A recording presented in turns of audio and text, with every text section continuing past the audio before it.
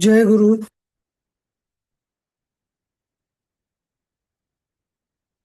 जय गुरु. जय गुरु. जय गुरु. हो. आज कोण म्हणतोय 12वा अध्याय आणि पाठ कोण म्हणतं?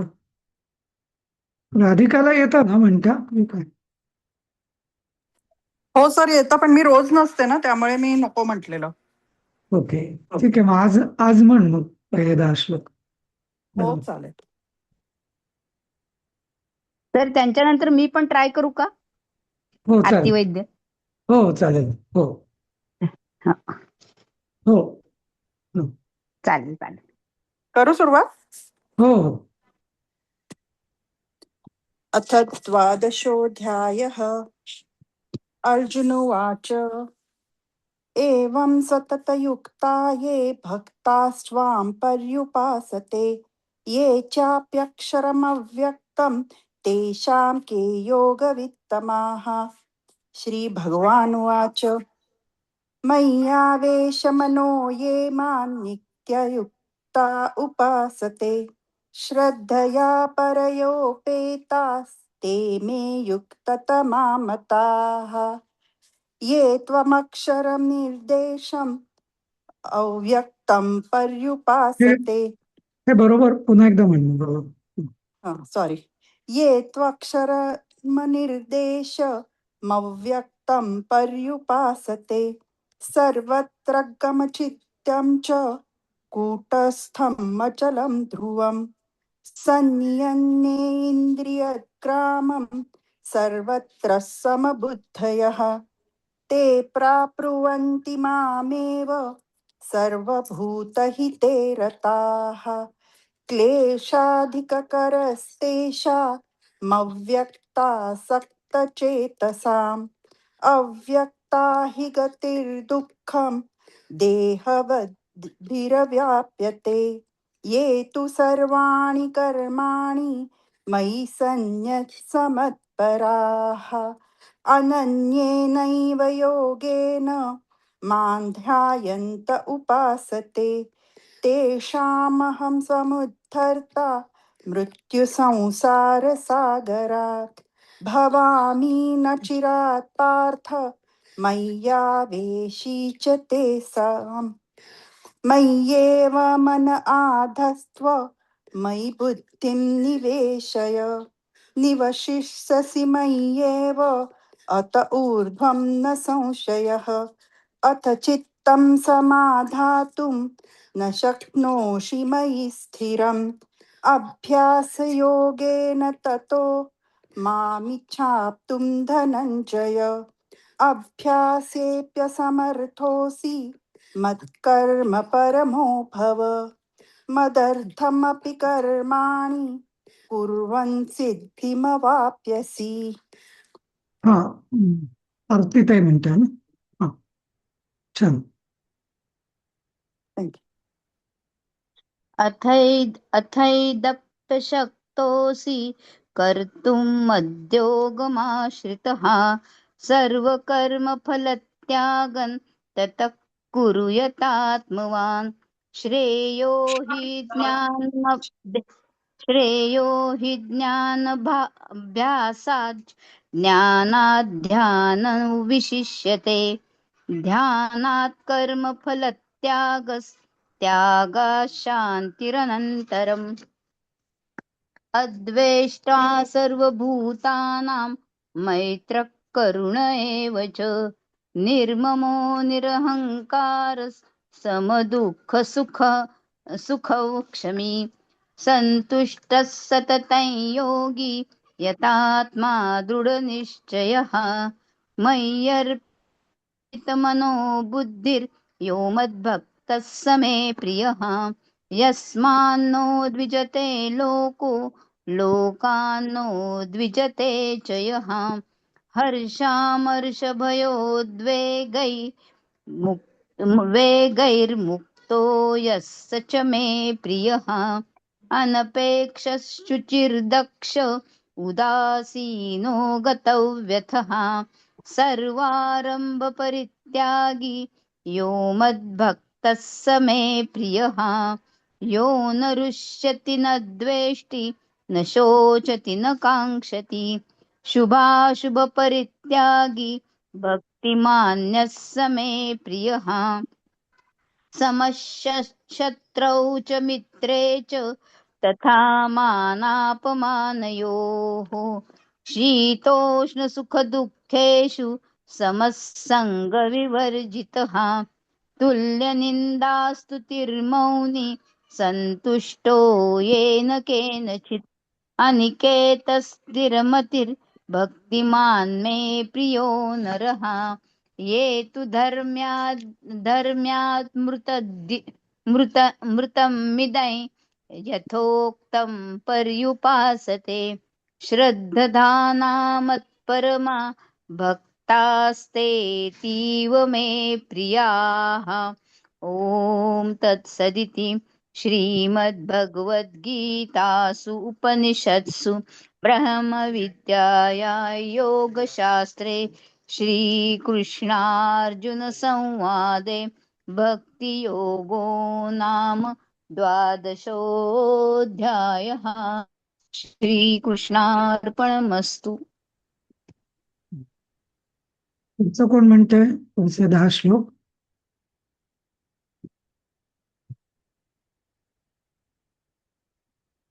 कोण म्हणतंय? प्रसाद.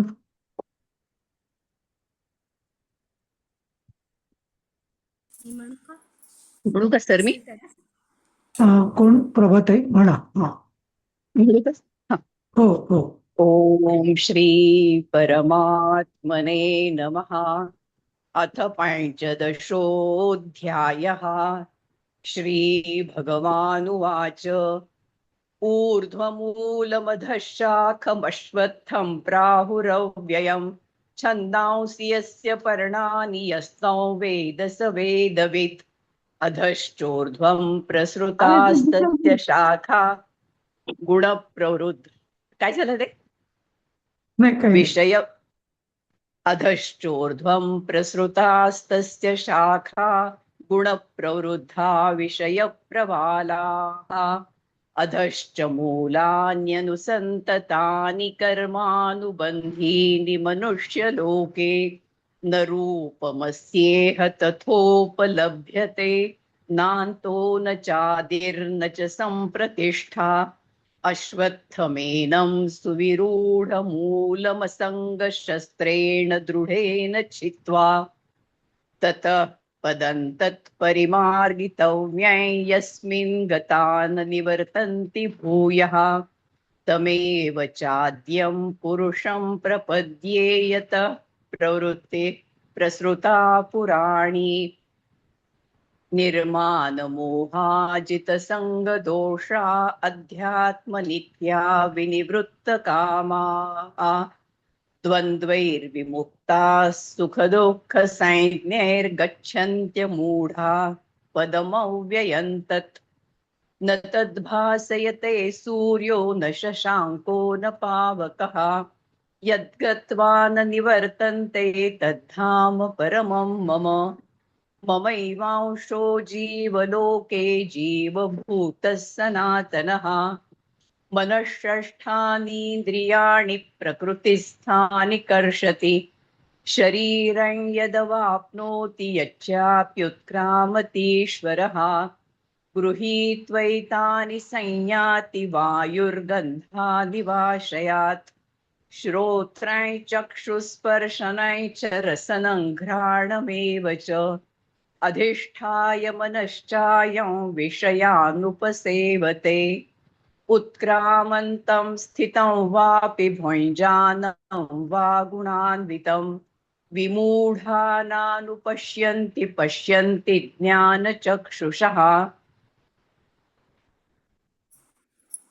मी म्हणू? हा कोण म्हणतंय? उषा. उषाताई. हा म्हणा. यतन्तो योगिनश्चैनं पश्यन्त्यात्मन्यवस्थितं यतन्तोऽप्यकृतात्मानो नैनं पश्यन्त्यचेतसः यदादित्यगतं तेजो जगद्भासयतेऽखिलं यच्चन्द्रमसि यच्चाग्नौ तत्तेजो विद्धि मामकम् गामाविश्य च भूतानि धारयाम्यहमोजसा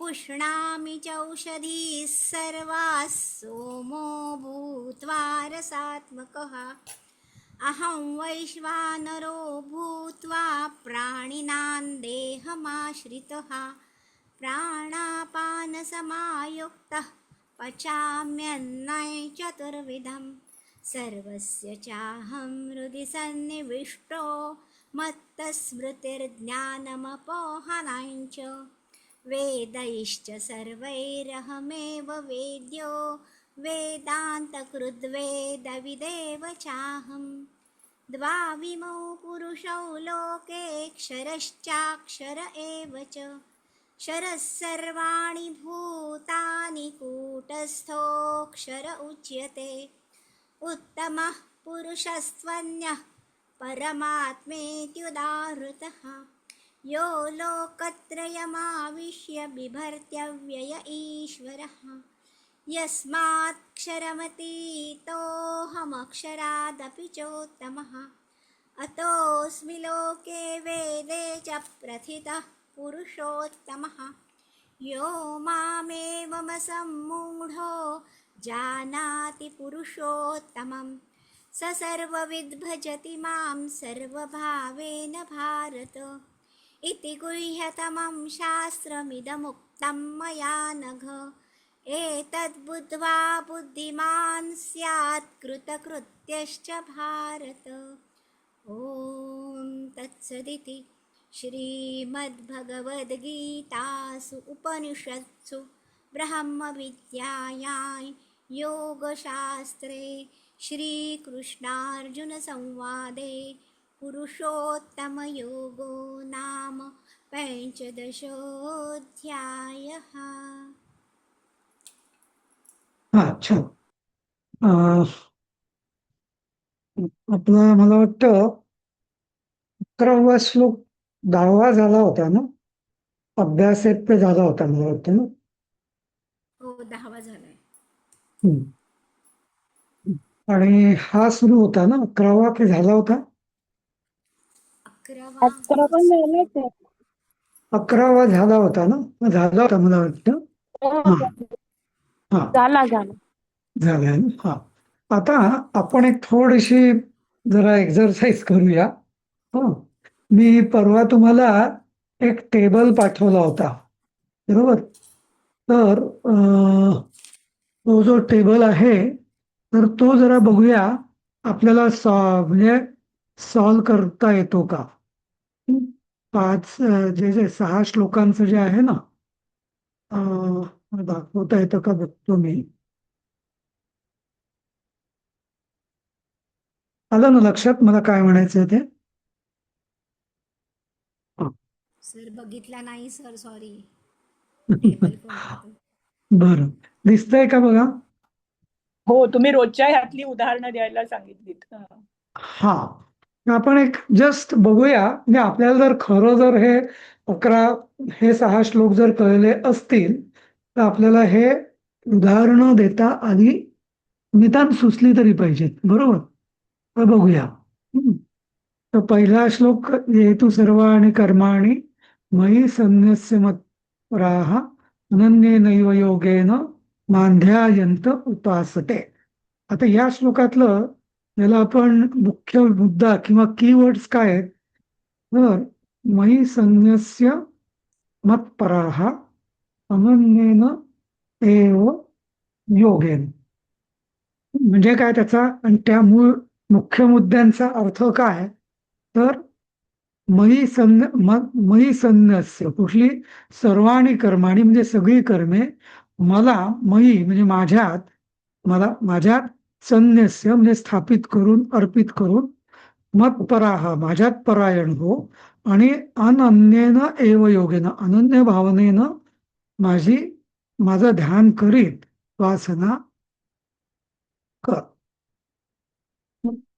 तर व्यवहारात म्हणजे काय करायचं असं अपेक्षित आहे? काय सुचतं आपल्याला? तर सांगू मी, हा म्हणजे मला असं यातून अर्थबोध असा होतोय की समजा डॉक्टर आहे, सर्जन, आणि त्यांनी दिवसभरात काय 10-12 ऑपरेशन्स केली, सगळी सक्सेसफुल झाली, पण देवाने मला माध्यम म्हणून निवडलेलं आहे असं समजून जे काही चांगलं झालं असेल ते सगळं भगवंताच्या प्रती त्याला समर्पित करायचं, की त्याला अर्पण, की त्याच्या आज्ञेने मी हे सगळं केलं, मी म्हणण्यापेक्षा देवानेच माझ्याकडून करवून घेतलं, आणि म्हणून मी त्याची उपासना अखंड करत राहीन. हम्म. म्हणजे थोडं तुम्ही खूप पुढे गेलात असं मला वाटतं. अजून कोण सांगेल? भारतातलं साधं उदाहरण घ्यायचं तर आपण रोज जेवण करतो, म्हणजे भगवंताच्या कृपेने हे सगळं मला आज माझ्या ताटात जे काही अन्न आहे ते सगळं भगवंताच्या कृपेने मला मिळालेलं आहे असा भाव ठेवून भगवंताला ते अर्पण करून मग ते स्वतः भोजन करणं, आणि ते ते सुद्धा त्याचं यथोचित पचन होणं वगैरे ह्यासाठी सुद्धा ते जे काही आपण केलेली आहे क्रिया ती सुद्धा भगवंताला अर्पण करणं आणि सतत भगवंताच्या उपासनेत राहणं, म्हणजे अशा प्रकारे सतत भगवंताला आठवणं प्रत्येक क्षणी, तर ती एक प्रकारची भगवंताची उपासना होईल असं मला वाटतं सर. हा याचे ना म्हणजे अजून कोणाला बोलायचंय का? नाही तर मग मी थोडस मला काय समजलं ते मी सांगतो. हा हम्म, हा तर इथे ना तीन तीन गोष्टी आहेत. एक, सर्वाणि कर्माणि मयि संन्यस्य, म्हणजे आपल्याला जगण्यासाठी जी आवश्यक कर्म लागतात, म्हणजे वाढवलेली कर्म नाहीत. हा वाढवलेली कर्म नाहीत, तर जी आपली म्हणजे करावीच लागतात, जसं सकाळी उठणं, स्नान करणं, हम्म, म्हणजे श- वगैरे वगैरे, तर ही सगळी कर्म ही जिथं म्हणजे जी जी उपजीविका किंवा जीविकेसाठी जी कर्म मला करावी लागतात तर ती मला समर्पित करणे काय. नंतर दुसरं, मला परायण होईल, म्हणजे माझी निष्ठा जी आहे तर ती फक्त भगवंतावरच आहे, म्हणजे त्या माझ्या इष्ट परमेश्वरावर, भगवंत म्हणजे इथं इष्ट देवता आणि परमेश्वरावरतीच आहे. हा आणि त्या देवतेचं किंवा त्या परमेश्वराचं मी ध्यान करत उपासना कर, असं. म्हणजे हा म्हणजे इथं कर्मयोग तसा म्हटलं तर पहिल्या भागामध्ये कर्मयोग आहे, सगळी कर्मे मला समर्पित करणे. पण पुढचा जो भाग आहे ना तो उपासना मार्ग, म्हणजे उपासना योग आहे असं म्हणता येईल आपल्याला. आणि तोही परमेश्वराची भक्ती, म्हणजे नुसत्या अं, अं, दिसतंय का की नाही? शिफ्ट झालं बहुतेक काहीतरी सर. नाही काहीतरी दिसत हा हां. नाही हा सर, नाही, दिसत काहीतरी नाहीये. शिफ्ट. हा तेच मला वाटतं काहीतरी शिफ्ट झालं ते. हम्म, एक मिनिट. तर तो श्लोक दिसतोय. हो का? एक मिनिट. हा ठीक आहे. हा हा. तर हा तर अनन्य भावनेने माझं ध्यान करीत उपासना कर, म्हणजे परमेश्वर हाच माझं सर्वस्व आहे, इतर कोणीही नाही. म्हणजे इतर सगळ्या प्रायोरिटीज दूर करून मला नाटकाला जायचंय, हे करायचंय, हे ऐकायचंय, याच्याशी गप्पा मारायच्या आहेत, हा भेटायला येईल, तो येईल वगैरे काय. अगदी मला फक्त जीवनात जे आवश्यक आहे ती कर्म मी करेन आणि उरलेला सगळा वेळ मी परमेश्वराचं ध्यान करत उपासना करायची. तर म्हणजे तुम्ही जे म्हणजे हा श्लोक एक्सप्लेन करताना जेव्हा सांगितलेलं की नैवेद्य करताना बाई कशी, म्हणजे नैवेद्य करता होय. करतो आम्ही, हो. तर तेच इकडे लागू होईल का? अं, नाही म्हणजे आता ना स्वयंपाक करत असतो आम्ही, आमचं कर्म करत असतो, पण ते हा देवाला अर्पण करण्याकरता करतोय, म्हणजे हा नैवेद्य देवा, ऑफकोर्स तर आम्ही ती पण खाणार, ते पण हा हो तर आता ही जी सगळी कर्म एक मिनिट पण हम्म, नाही मी ते जे उदाहरण दिलं ते मी याच्याकरता दिलं होतं की 10व्या श्लोकाचं दिलं होतं. मला वाटतं मी ते 10व्या श्लोकाचं दिलं होतं असं मला वाटतं, नाही का? हा ओके. इथं हा तर इथं इथं परम श्रीकृष्ण काय सांगतायत की सगळी कर्म मला अर्पण कर. म्हणजे तो जो विशिष्ट जे मी ते उदाहरण आहे ते थोडंसं पुढे आहे. इथे सगळी कर्म उपजीविकेसाठी आणि देहधारणेसाठी जेवढी आवश्यक आहे तेवढी कर्म मला अर्पण कर. मग त्यात ते पण आलंच म्हणजे पण मला असं ते कर्म मला अर्पण कर आणि उरलेला सगळा वेळ तू माझ्या ध्यानात आणि माझ्या उपासनेत आणि हे माझं करत असताना अनन्य भाव फार महत्वाचा आहे. म्हणजे काय दुसरी काहीच प्रायोरिटी नाही मग असं सगळ्या प्रायोरिटीज माझ्याशीच असं हा म्हणजे हे करीन ते करीन मग जमलं तर उपासना करीन असं नाही तर तेच करीन असं हा तर हा जरा म्हणजे काय त्याला म्हणतात कर्मयोगातलाच किंवा सगुण भक्तीचाच पण हा जरा अत्यंत वरची अवस्था आहे ही. आता पुढचं म्हणजे सर एक हा विचारू का? हा म्हणजे आपल्याला जो काही जन्म मिळाला तो भगवत कृपेनेच मिळालेला आहे आणि तो हा जन्म चालू ठेवण्यासाठी जो काही आपला श्वास चालू आहे आणि त्या श्वासाबरोबर इतर जी काही आपण सगळी कर्म करतोय ती सगळी त्याला अर्पण करायची असं.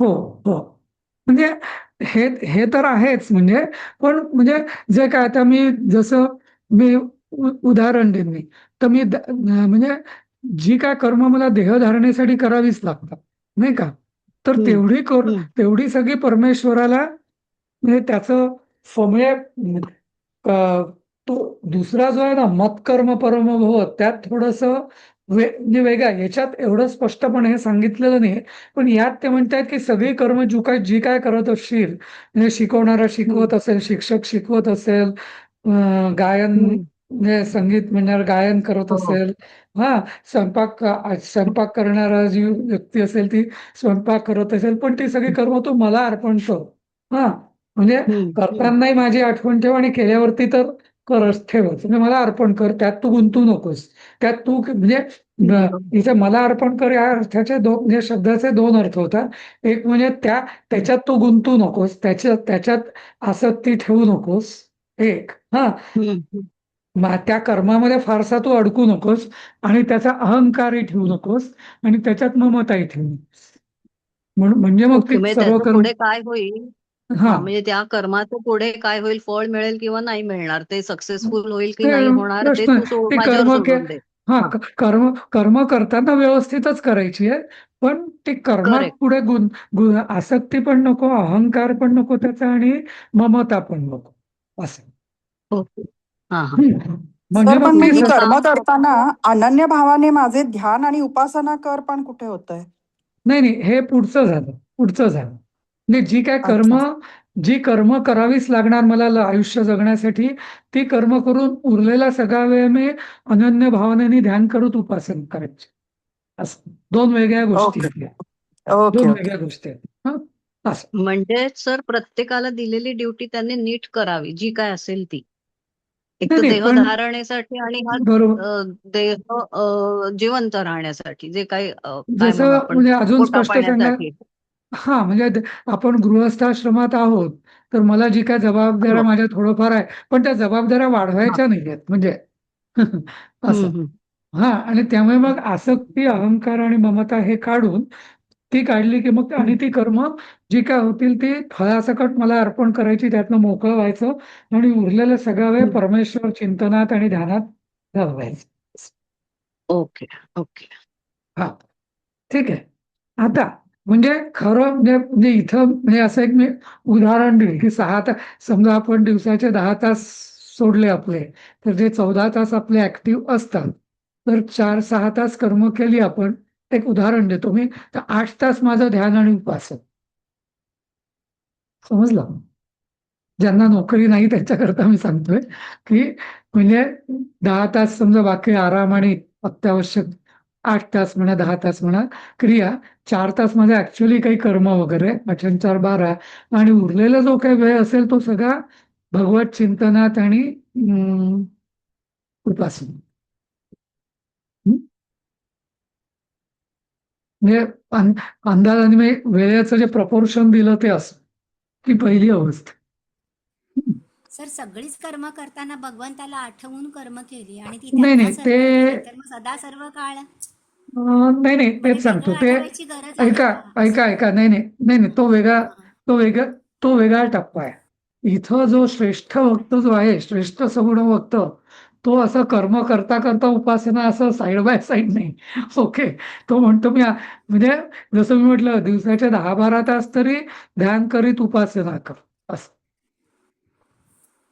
हा म्हणजे वेगळी उपासना आहे, हा करायची आहे. हा हा वेगळं इथे जास्त आठवण आहे. जास्त सर मला पण म्हणजे तेच वाटलं की कर्म आणि उपासना एकत्र दोन्ही वेगळे वेगळं नाही तो करायचं. तो याच्यात अपेक्षित नाहीये. या ओके ओके. श्लोकामध्ये आणि हा श्रेष्ठ सगुण भक्त हे या अर्थाने म्हणता येईल. हा बरोबर. मग नंतर पुढचं म्हणतायत ते की आणि लक्षात येईल तुम्हाला पुढे पुढे गेलो आपण की तेषामहं समुद्धरता मृत्यू संसार सागरात भवामी न चिरात पार्थ मयी आवेशित चेतसाम. हे का करायचं 12व्या म्हणजे 6व्या श्लोकातलं तर माझ्यात तू आता स्थिर म्हणजे आता तू इकडं तिकडं जास्त गुंतू नकोसच आता पुढचं म्हणजे माझ्यातच चित्त स्थिर करायचा प्रयत्न कर. हम्म. म्हणजे आणि हे माझ्यात चित्त स्थिर कर आणि हेच मानध्यायंत उपासते याचंच हे पुढचं स्पष्टीकरण. माझंच ध्यान कर माझीच उपासना कर म्हणजे ती साईड बाय साईड नाहीये. आता मन आणि बुद्धी तुझ्यातच स्थिर केल्यावर मी इतर कर्म कशी काय करू शकणार नाही का. बरोबर आहे ना. जर आपण त्याच्यातच मनही स्थिर केलं आणि बुद्धी स्थिर केली मग मी स्वयंपाक तरी कसा करू शकणार आणि काय नाही का. त्यामुळे आणि याच्याशी तो संबंध जोडला की मग कळतं मग की मिठाच्या जागी साखर पडेल. हा बरोबर. त्यामुळे मन आणि बुद्धी गेल्यावर मग राहिलं काय आपल्या ह्याच्यात आपल्या हातात नाही का.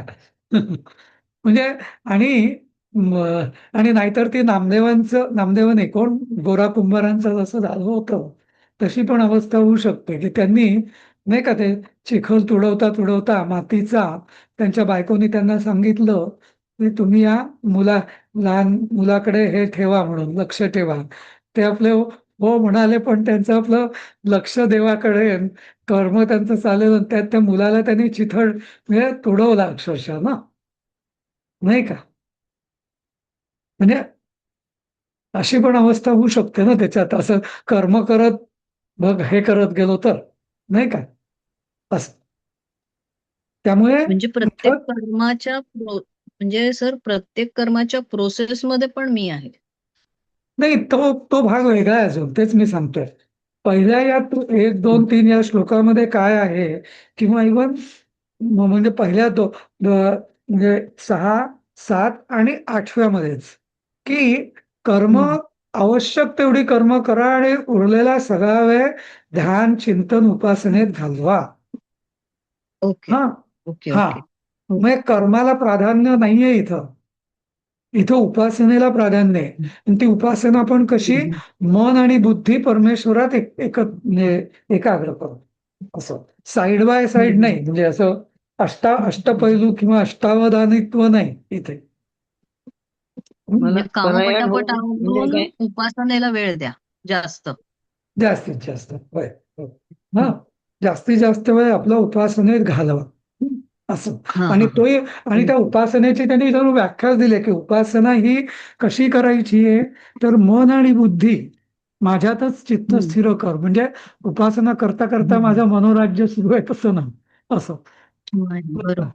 हा म्हणजे जसं मला हा नेहमी माझा स्वतःचा म्हणजे हे सांगतो म्हणजे काय त्याला म्हणतात कमतरता मला जाणवते माझी की काय होतं एखादी गोष्ट आपलं स्तोत्र पाठ होतं आणि मग स्तोत्र पाठ झाल्यावर ना तोंडाने त्याचा पाठ सुरू असतो पण मन एक दुसरीकडे भरकटत असतो नाही का. बरोबर. ना. मन किंवा बुद्धी, पण बुद्धी वेगळा विचार करत असते, मन वेगळ्या कल्पना करत असतं आणि आपला पाठ तोडण्याने सुरू असतो, नाही का? तर तसं नव्हे. तसं इथं म्हटलेलं आहे, मन आणि बुद्धी माझ्यात स्थिर कर.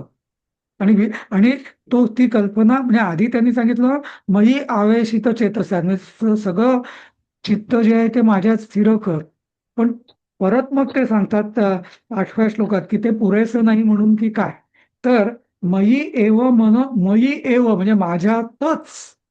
हा, ऍक्च्युअली मी ते च लिहिलेलं नाहीये, पण एव म्हणजे च, मयी एव तच म्हणजे माझ्यातच मन व बुद्धी स्थिर कर, इतर कशातही नाही.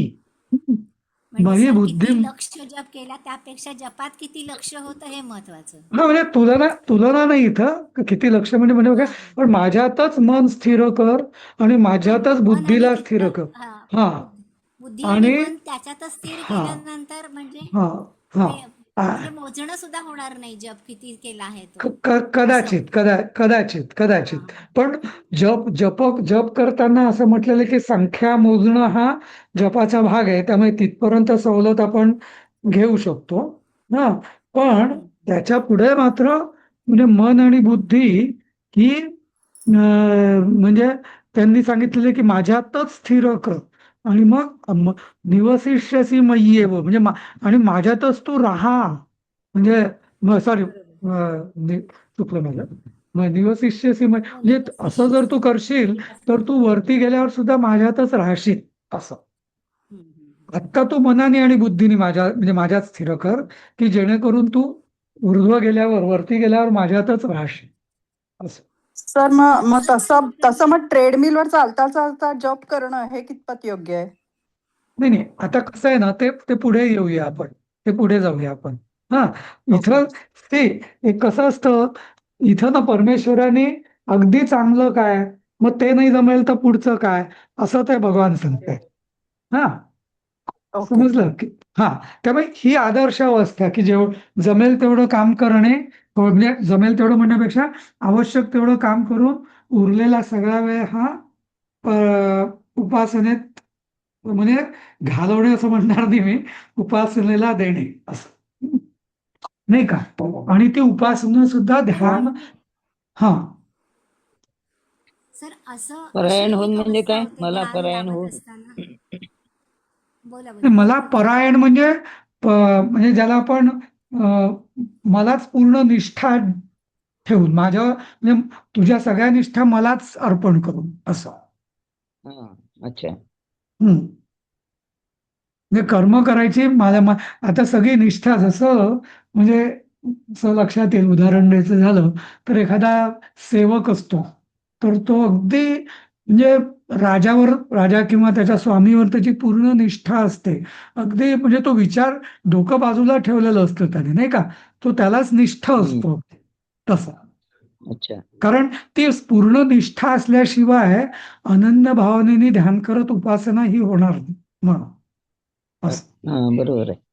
हा, आता आपण दुसरा आणि तिसरा श्लोक बघितलेला, म्हणजे की चित्त स्थिर कर, आणि चित्त स्थिराचं स्पष्टीकरण तिसऱ्या श्लोकात दिलंय. हा, की मयी मयी एव मन आदत्स्व मयी बुद्धिं निवेश असं करतो. म्हणजे नुसतं चित्त आवेशित चेतसा म्हणजे काय, तर मन आणि बुद्धी हे स्थिर कर, आणि हे तू करशील तर वरती गेल्यावर तू माझ्यातच येशील, यात काही संशय नाही. इथे परत त्यांनी आश्वासन दिलेलं आहे. हा, मग आधी पण दिलंच होतं तेषामम समुद्धर्थामध्ये, पण इथे अजून स्पष्ट दिलेलं आहे. आता पुढचं, अथ चित्तम समाधातुम न शक्नोषि मयि स्थिरम अभ्यासयोगेन ततः माम इच्छाप्तुम धनंजय. तर इथं आता तुला जर मन स्थिर करणं जर जमत नसेल, तर मग काय करशील तू, काय करायला हवं तू? अभ्यास योगेन, म्हणजे त्याचा अभ्यास कर. आता इथं अभ्यास म्हणजे काय करू नक्की, बरोबर?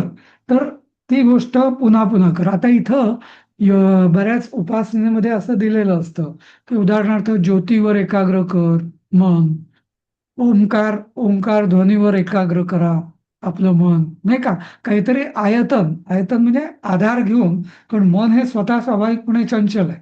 तर मग त्याला स्थिर कसं करणार?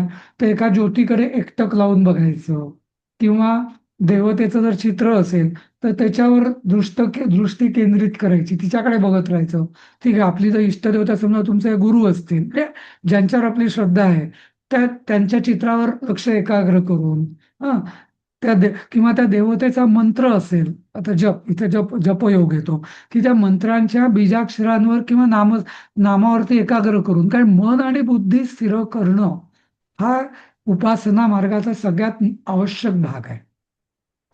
आणि त्याचं रहस्य ते इथं सांगताय, की ते कसं कर, तर अभ्यास योगेन. म्हणजे आता या अभ्यासाचे वेगवेगळे प्रकार असू शकतात.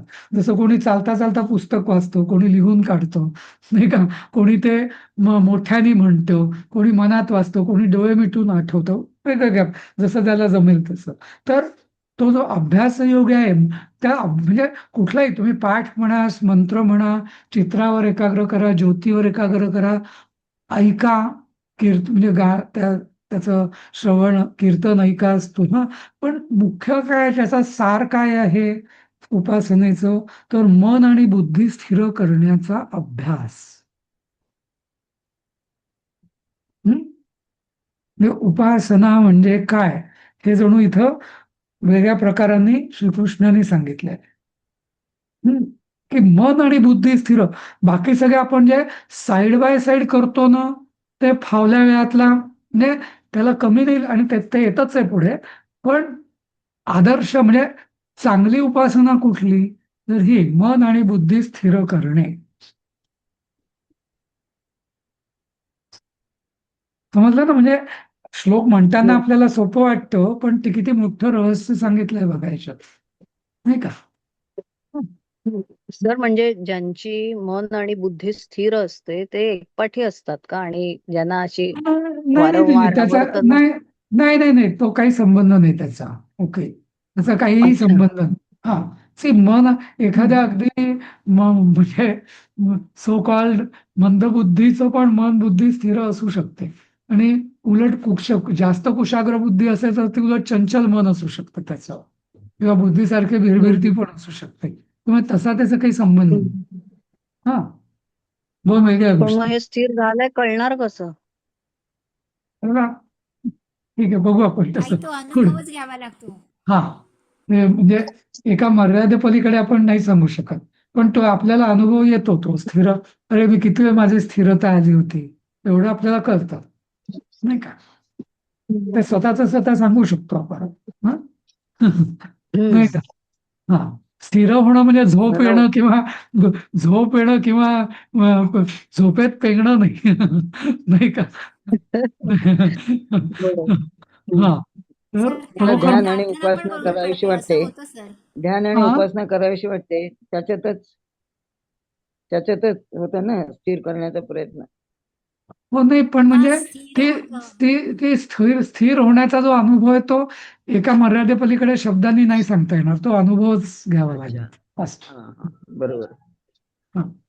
म्हणजे आता आपण पुढं मुखाने जी प्रार्थना म्हणत असतो ना, ती प्रार्थना पण गळून पडते आणि चित्त एवढं स्थिर होतं त्या परमेश्वरामध्ये, की दुसरं काहीच छान हा, म्हणजे वाटत नाही. ज्याला आपण तन मन धन असं, म्हणजे थोडं, म्हणजे सगळ्यांनी आपण, कारण मन आणि बुद्धी एकाग्र झाली म्हणजे बाकी काही उरलंच नाही, मग फक्त देह उरला, नाही का? हम्म. हम्म. ठीक आहे, आता पुढचं त्यांनी सांगितलंय.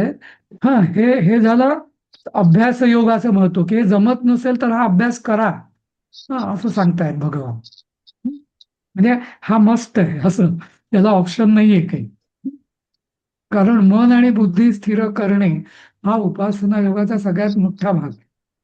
हा, आता याच्या पुढं, हा, आता इथं कर्म सोडणं हा भाग नाहीये सध्या. हा, जो काय वेळ मिळेल त्यात मन आणि बुद्धी स्थिर करायचा. हा, आता पुढं ते सांगतायत की अभ्यासेप्य समर्थोसी मत कर्म परमो भव मदर्थमपि कर्माणि कुर्वन् सिद्धिम अवाप्स्यसि. आता मग तो म्हणतात की ठीक आहे, तुला अभ्यासही जमत नाहीये का स्थिर करण्याचा, नाहीच जमत आहे, मग काय करायचं, तर तू माझी कर्म, म्हणजे माझ्या प्रित्यर्थ, म्हणजे माझी कर्म, म्हणजे आता याचं मग स्पष्टीकरण दिलंय मोठमोठ्या लोकांनी, की मतकर्म आणि मदर्थ कर्म हे काय. तर उदाहरणार्थ याला अगदी साधं सरळ उदाहरण म्हणजे देवाची पूजा. त्याच्यात आपण काय करतो, देवाला तामणात घेतो, त्याला आंघोळ घालतो, त्याला नहातो, पुसतो